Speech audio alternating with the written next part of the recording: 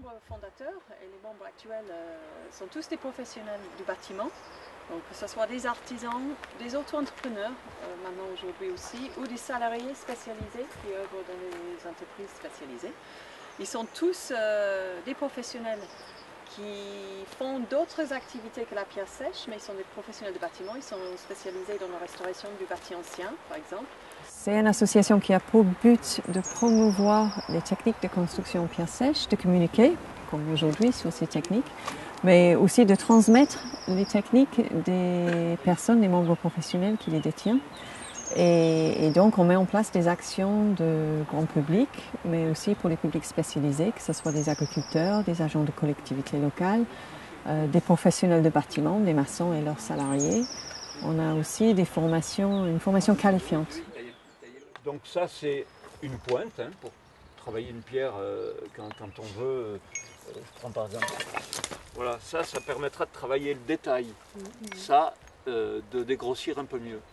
Cliver, ça veut dire séparer des feuilles. Je suis maçon de profession. J'ai une entreprise, puisque maintenant je suis à la retraite, une petite entreprise de maçonnerie, charpente et couverture. Et je fais de la pierre sèche, bien sûr, de manière très courante. Et chaque fois un peu plus d'année en année, d'ailleurs.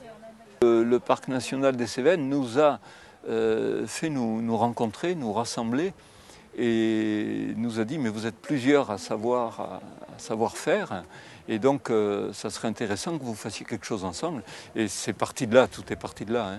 Et à partir de ce moment-là, on a senti qu'il y avait une légitimité à bâtir en pierre sèche alors qu'avant non. Avant un maçon ça bâtit avec du mortier et on apprenait à bâtir avec du mortier.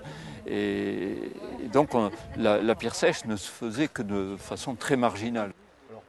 Le ciment est arrivé comme un peu la solution miracle à tous les maux.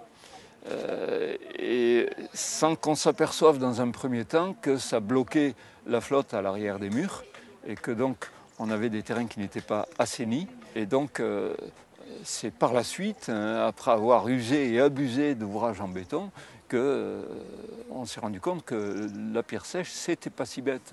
Le mur en pierre sèche va s'adapter, va bouger en fonction de la situation, alors que le mur en béton, lui, il va casser, fendre et se renverser. On va essayer de l'aligner. Vous savez, il y en a pas mal à faire. Des petits murets, des fois sur des chemins, des trucs comme ça. Là-dessous, au cimetière en bas, là, il y en a à faire aussi. Alors bon, c'est toujours bon d'apprendre la technique pour monter des pierres en pierre sèche. On tâchera de le faire le mieux possible. Quoi. On va même pouvoir en gagner encore un petit peu d'ici. Tiens, tu la tiens de nouveau comme tout à l'heure. Je me suis amusé à construire des petits murets plutôt bas, et puis toujours des murs de soutènement. Chaque attouchement de cette pierre est un questionnement, et on ne pense plus qu'à ça.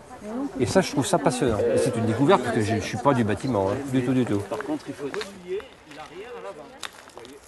Les joints doivent être coupés dans tous les sens. On est en train d'ouvrir des chemins beaucoup dans la région et disons qu'on essaie de rechercher les anciens chemins qui existaient il y a plus de 100 ans, dont on débroussaille, on coupe les arbres, on nettoie tout et on se trouve face à des murets qui sont complètement détruits, donc on les reconstruit. On a déjà eu un petit stage avec un monsieur du Parc national des Cévennes et qui lui quand même nous surveille le temps qu'on monte les murs. Ce qui est intéressant, c'est que on a vu le mur au départ complètement écroulé et après complètement rebâti et c'est super, quoi. S'il n'y avait pas peut-être une impulsion du côté parc pour regrouper ces professionnels, pour les accompagner dans la création d'une association, c'était pas sûr que ce savoir-faire allait être maintenu sur le territoire et aussi être attractif pour que les jeunes s'installent parce que c'est ça aussi l'enjeu, c'est la population locale, l'activité économique qui est en phase avec le territoire et qu'il y a un marché qui permet aux jeunes d'y habiter, d'exister, quoi, de gagner leur vie.